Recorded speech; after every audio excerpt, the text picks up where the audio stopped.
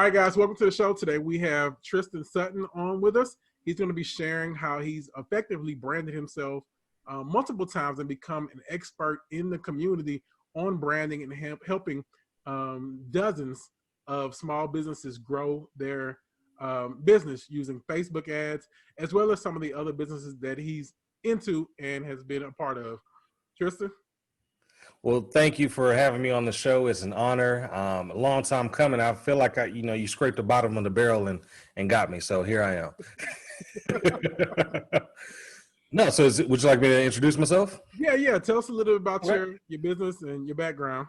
Gotcha. So I'm Tristen Sutton. I hail from Houston, Texas, Acres Home to be exact. I graduated from Texas A&M with a degree in marketing. Once I did that, I started slinging insurance for a top insurance company, worked my way up through the corporate ladder, then decided, you know what? I think entrepreneurship is what God had intended for me. So started a State Farm agency, November 2011, grew that using social media marketing and advertising. And then what happened is a lot of entrepreneurs in Houston started reaching out saying, hey, Tristen, teach us how you're using social media to grow your business, because I got blessed to win a lot of awards, top sales rep, things of that nature. And so my mentor told me, if you're good at something, never do it for free. So hence the birth of Tristen Sutton Consulting. So there I have a boutique firm where I work with small business owners and help them attract and convert their target market using social media. So that has gotten me an opportunity to be hired by Facebook directly. Gone to both of their East Coast and West Coast headquarters to consult with them. I'm also the exclusive Facebook ads trainer for the Houston Association of Realtors, which is a 39,000 active member association here, and very honored to do that. So I'm honored to be on the podcast and share some information with your audience. All right. Thank you. So let's go back to the beginning. When you first got involved with social media at the insurance agency, what were you doing? Because I don't think Facebook ads were the big thing back then. Definitely not. The big thing back then was organic reach. So I literally remember one day back then, that was 05, the insurance agency I worked for was Liberty Mutual first. And so back in 05, they were big on direct mail. And at that time, direct mail, I guess, still had some effectiveness, but I would spend money because I had to spend my own money for these pieces. And I would send out 5,000 pieces and maybe get one call. And at that time, I probably had 4,000 Facebook friends. And this is before business pages were even really big back then. And I would make a post and maybe get 20 calls saying, hey, call me for a car insurance quote, see if I can save you money. I said, well, okay, I'll send out 5,000 pieces of mail and get 1 or 2 calls. I make one post and get 20 calls. Yeah. There's something here. There's something powerful. And at the time, I was still trying to figure it out and things like that. But I was like, well, I can get more from social media, specifically Facebook. So I really went hard and dug in on Facebook. Okay. So you were getting a lot of your clients. These are your friends. Yes. So on my friends list initially. Okay. And so what I was saying is what I was at that time was like, wow, so I can reach these people and they have an interest in my product or service. If I could just get more people on my friends list or in front of more people, I can write more business. Yeah. Okay. Yeah. So those friends, it was kind of like the MySpace where you were just willing to friend anybody, or were you just like the king of Texas A&M and you already had like 4,000 friends? No, I did not. So probably graduating, I might have had, I don't recall, maybe 1,800, 2,000 friends. Yeah. But what I started saying is, with my marketing degree, I understood demographics. And then I also knew what the target market for the company at the time, Liberty Mutual, was. Okay. And so I would start targeting people who fit their demographic or their avatar. Yeah. And then what I start saying, who can start referring me business? And so who refers insurance? Real estate agents and mortgage brokers. So I started befriending a lot of people in the real estate industry. So that's why you'll see so many real estate people on my timeline and newsfeed, because if they have a client, they're going to need home insurance. And so if I'm always in front of them, they're going to think of me first. That's smart. A lot of people don't think to, a lot of people, do the spamming where they're just out there trying to network with anybody, especially going to those networking events where nobody there is your clientele. Exactly. A lot of people don't focus on, like you said, who is that person that is going to know all of my customers? So building a network of your referral partners. And Okay. speaking on that, you kind of hit on it. When you go to networking events, a lot of people in the room aren't your target market, or let's be honest, it's just a bad networking event. So that's why I created 3 monthly networking events at one point. So for 3 years, I was hosting 3 events: Movers and Shakers, West Houston Who's Who, and then Cigars and Connections. So I said, I'm tired of going to other people's events and depending on their sources, I'll Yeah. just build my own. And so that's another way I was able to build my database and my social media following, because Movers and Shakers, we were averaging somewhere 100 a month. West Houston was 75, and the Cigars and Connection was 30 to 45. So that's a lot of people I'm meeting on a monthly basis for 3 Yeah. years. Cool. So how were you growing that one? Was it still the Oh, networking group? How were you growing the 3 different networking groups? oh, those are past now. But I'm still like going back at the time. I mean, I know it's COVID. Nobody's out there just blasting out networking events, but Right. for somebody that's watching right now, like if they're listening to you and they, Mhm. they just got a light bulb, like, wow, I could really start my own networking event. What would you say to them as far as trying to get started today? Absolutely. So back then, organic reach was really still, powerful, or something that we could talk about. Yeah. Today, I will recommend Facebook ads, and I'm sure we're going to get into that later. But my system then was, I would create a Facebook event page, and I would invite everybody on my friends list, and then ask my wife to invite everybody on her friends list. And then the partners that I had with the networking events do the same. And so then we would start building this basically database of all these Facebook events. And what you can do is every time someone marks going or interested, or maybe back then, you can run an ad to those people for the next 365 days. So really, you just get it out there as much as you can to the right people, let them self-select, and then just stay in front of them. So they may not come this month, but they'll come next month, because if you Yeah. keep staying in front of them. So that was my strategy. And Okay. then at the event, we would collect emails, and that's another way I built my email list. Okay. So why did you kill that? Oh man, just got busy, and burnt out. You do 3 networking events a month for 3 years. Yeah. That's a lot of small talk. So, I mean, let's be honest. At a networking event, is going to be, "Hey, how's it going? Hey, where are you from?" etc. And you do that, almost 300 times a month. You know. I got you. Okay. So go into the Facebook ads. So for the Facebook ads for an event, without you giving away everything, how would somebody go about doing that if they were running it for a networking event? Honestly, with Facebook ads, I can give you a lot, because a lot of people still won't do it. So basically the beauty of Facebook is you could target who you want based on their profile information, their interest and behavior. So off top, your profile has a lot of the key demographic information. So to have a Facebook profile, you need to put your date of birth. They require that. Most people put their relationship status, their job title, what industry they work in, their college degree, and things like that. And so literally I walked into Facebook, the back office, and said, "Hey, I want to target all the business owners and professionals in Houston within a 5-mile radius of the venue that I host my event." Yeah. And that's how we generate a lot of traffic for those as well. Okay. Okay. So you you had said offline before we started that you weren't a fan of Instagram, but you were doing Facebook and LinkedIn. And um, what made you choose Facebook ads as your method for helping people? So I want to backtrack, because you know how internet and everything works. I'm personally not a fan of Instagram, but it is a powerful tool that is effective for the right person in the right business. Yeah. It's just not my platform of preference. I always recommend entrepreneurs and professionals, find the one that works for you. So to answer your question, I love Facebook because it allows you to actually engage. To me, Instagram is built to not allow you to really engage and connect with people. Because if you think about it, to this day, you still have to use a third-party app to share a post, to repost. So it's not meant for you to be able to connect and engage. With Facebook, you have gifts, you can share posts, comments, and things like that help you further connect deeper with people. To me, Instagram is more of a show and tell. Facebook is more connection with your audience. Okay. Okay. But your ads run On both. on both. They get the work on both platforms. Yeah.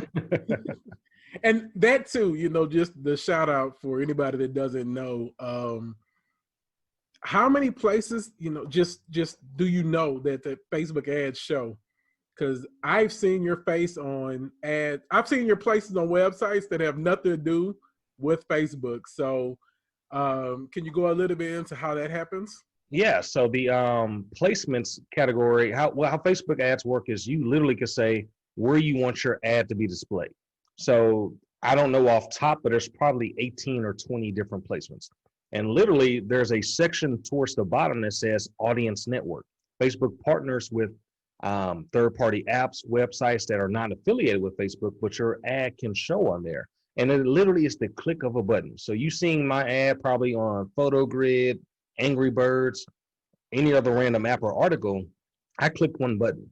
So if I say I want to spend $5 a day, Facebook is going to try to force my ad on the phones, tablets, and computers of people's news feeds, Instagram feed, stories, and I can say if they're on a random website or app, go follow them. Yeah. So that's how that works. Literally one click of a button. And those are still strong and effective ads, not just trying to. Because a lot of people think that you're only going to notice it if it's in the Facebook feed. So the audience network still works for you. It got me this interview because you said you kept seeing me, so it's like, hey, I got to talk to you about this guy. No, so it depends. I would recommend before anyone advertises and spends money, have a strategy. So part of my strategy is brand awareness. So we also have to look at reality. People still feel like, oh, I saw you on a Facebook ad, you must be somebody or celebrity, when really all of us literally can do it right now and spend $1 a day. But when it comes to business and you're trying to grow your brand and things like that, if people see you all the time, it's top of mind awareness. We know it takes on average, 8 touches for brand recognition to occur. So if you see them on your news feed, you see a post, you see a post from a group, and then you see my ad while you're playing Angry Birds, it's gonna be like, man, this guy's everywhere. Yeah. And I teach people how to run ads. That's my business. So if they say, I keep seeing this guy, they're gonna say, maybe I need to buy his class. Yeah. Okay. Makes sense. Yes, sir. So who are you teaching? What kind of clients do you teach? Wow, a little bit of everybody. So my most recent client, I was hired by Austin Police Department, the recruitment division, and I did a virtual ads university with them to teach them and also set up some ads so they could recruit more officers for the next recruiting class. I teach real estate agents. I teach other coaches and influencers. So for instance, Paul Brunson was one of my friends and clients, and I did a virtual training for his mastermind while he was in London, as well as helped him set up some ads. And his ads that we set up, he generated over 2,000 opt-ins or leads within 1 week time. So I work with a little bit of everybody. Okay. What does Paul Brunson do? So he is the host of Married at First Sight London, but he's also a friend and used to be an employee of Oprah. He's America's #1 matchmaker. But he's also a business coach and consultant. Okay. What can you describe the recruitment for the police officers? What kind of targeting is that? So that's interesting because Facebook just changed the targeting for employment practices. So there's some restricted ad categories. So real estate, social issues, and employment. So you really cannot really target like you could if you were just doing a regular ad. So you can't discriminate versus age, gender, interests, and things like that. So basically what I taught them is how to drive traffic to your website and then really focus on retargeting the people who've expressed interest. So specifically if they clicked on the job application tab or the academy tab, those are the ones you want to stay in front of because they've self-selected, hey, I'm interested in a job opportunity with Austin PD. Okay. So they just running like a brand awareness type thing.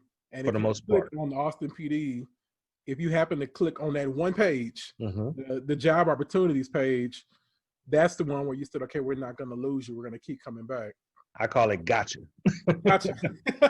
And so that's the beauty of social media advertising. If you touch or watch me digitally, meaning if you watch a video, click on a post, click on a website, even make a comment, Facebook is so intuitive. I can set it up to where I can follow you pretty much for the next 365 days.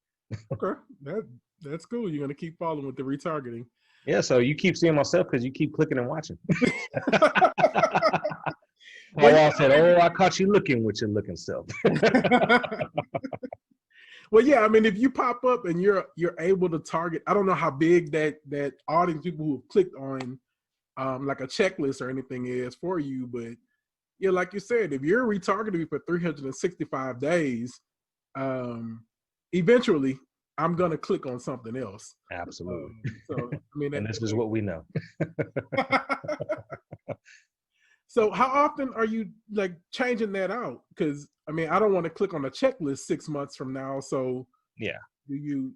So it depends on, several variables depending on my conversion rates, how many opt-ins I get, how much I spent, what my objective was. So, if I'm still trying to promote that particular service or things like that. So, but I always recommend to my clients change your objective, your offering and images and visuals every 30 days, if not sooner.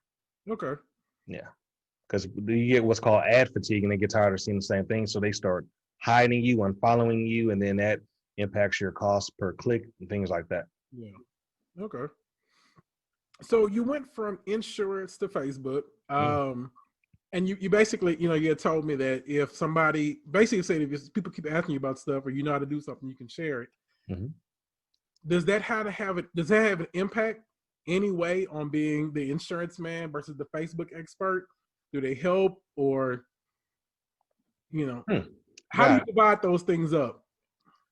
So really what I had to do is what most people are, I guess, still shocked by is I did a hard stop on my branding and marketing for the insurance because you start thinking about your legacy, your brand, and what you want to be known for. Who really wants to be known as the insurance guy? You know what I'm saying? Especially in today's time. So my team is still active. I still pump marketing dollars into that and my office is still running, but I wanted to be known as the marketing guy. That's actually what I went to college for. So it really is coming full circle. And it's funny, people like, oh, I thought you did insurance. It was like, you only knew I did insurance the way I marketed it. Yeah. So I'm really a marketer that just happened to own an insurance agency.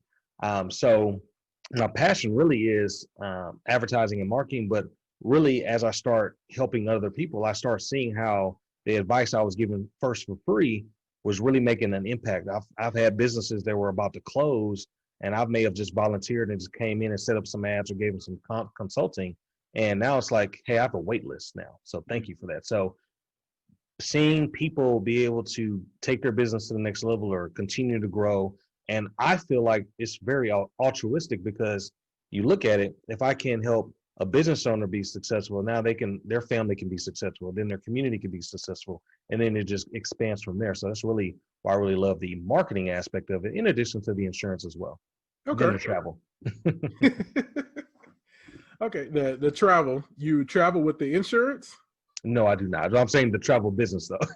Oh, okay, the travel business. Yeah, we're gonna get to that too. Because that's something new that you're working on with your brand new. Launched Okay. it. Well, the LLC was finalized August 27th this year. So. Okay. Yeah. So tell me about that. Oh, you tell you about starting a travel business in a pandemic? Yeah. Who does that? No. So it's funny because I was telling my wife, literally, as long as you understand business principles and how to manage and operate a business and then know how to market it, you literally can start virtually any business you want. Yeah. So we went on a group trip February 2019 for our anniversary. And I said, wow, this is awesome.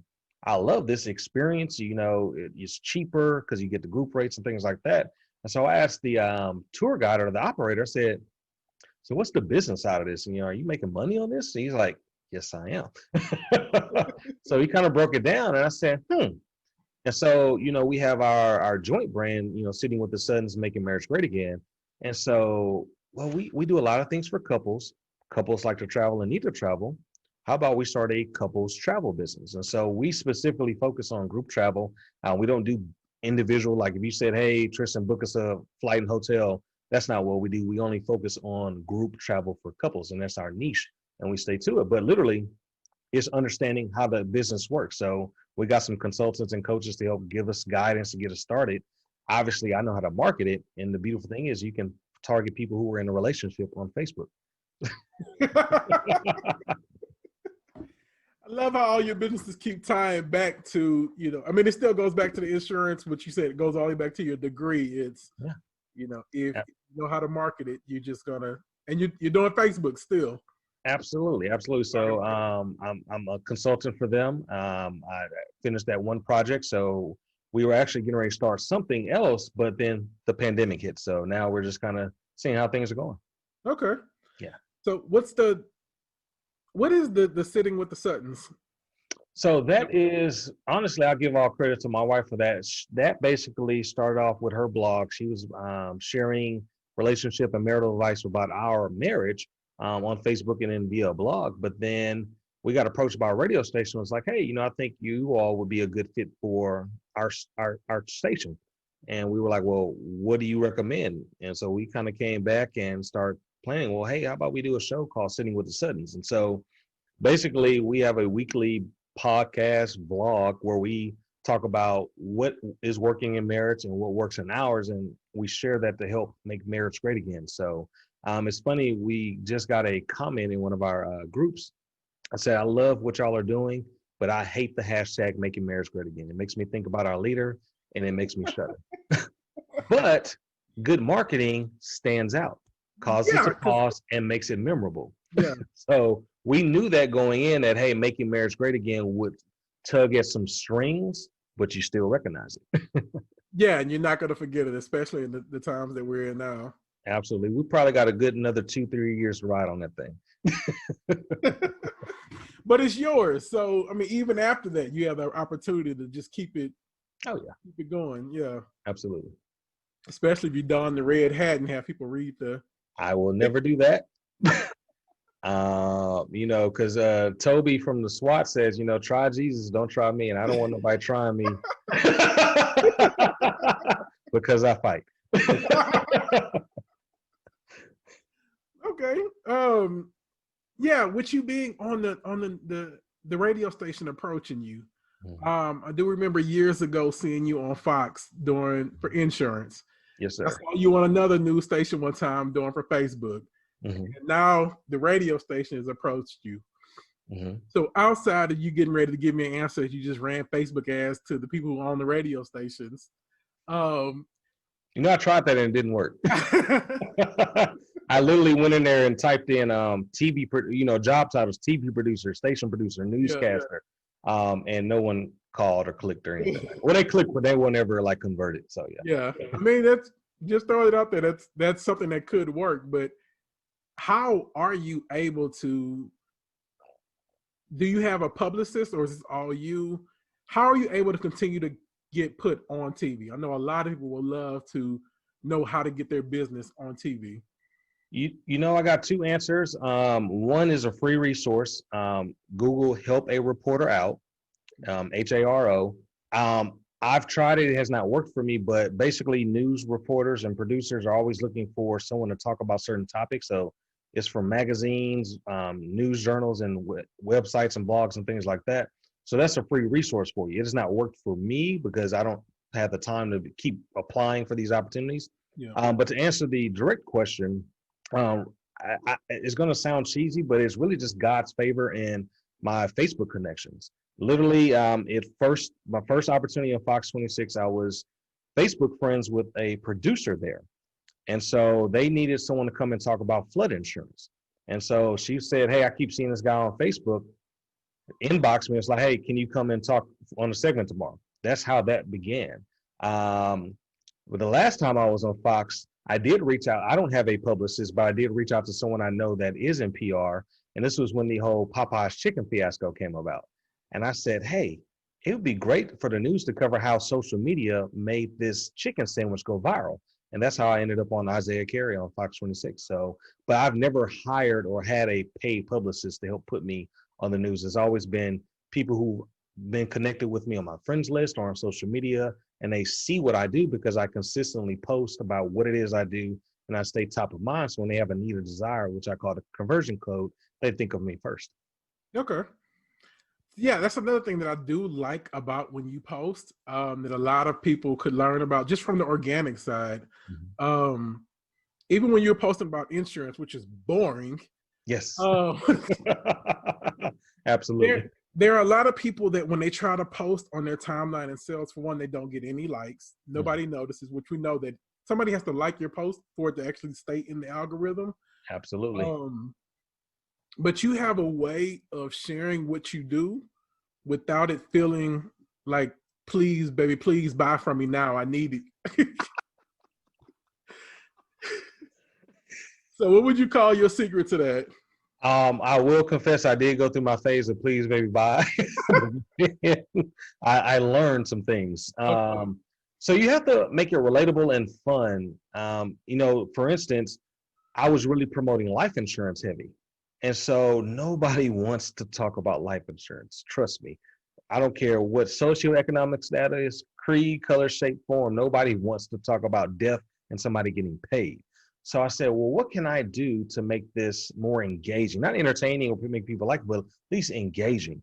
Yeah. So I started off using funny memes and things like that to get people's attention. Like one of them was a guy pulling up to a house with a casserole and said, hey, if you don't want me pulling up to your funeral with just a casserole versus a whole check from life insurance, then don't book an appointment with me. That got a lot of laughs.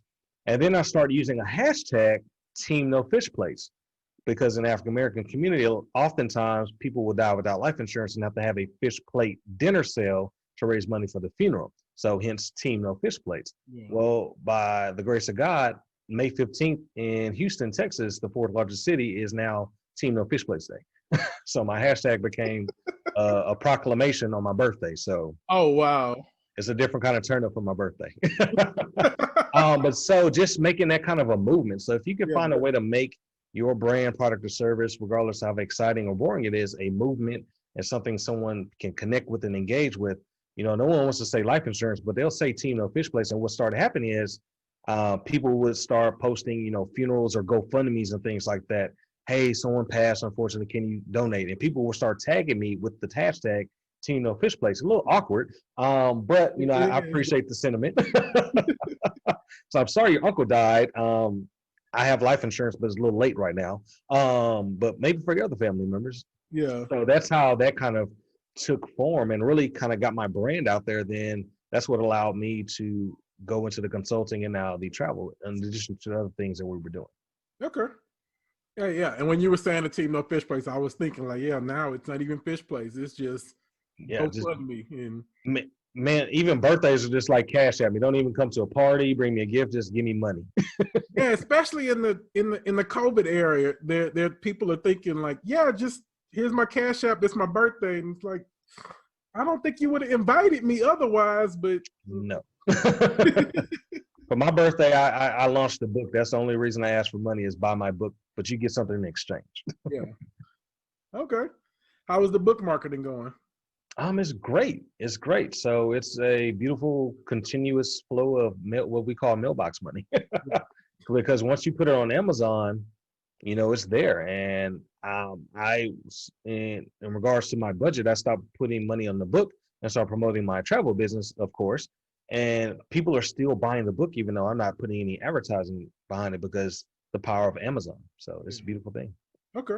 Were you advertising on Amazon specifically, or you were running Facebook ads to your Amazon book?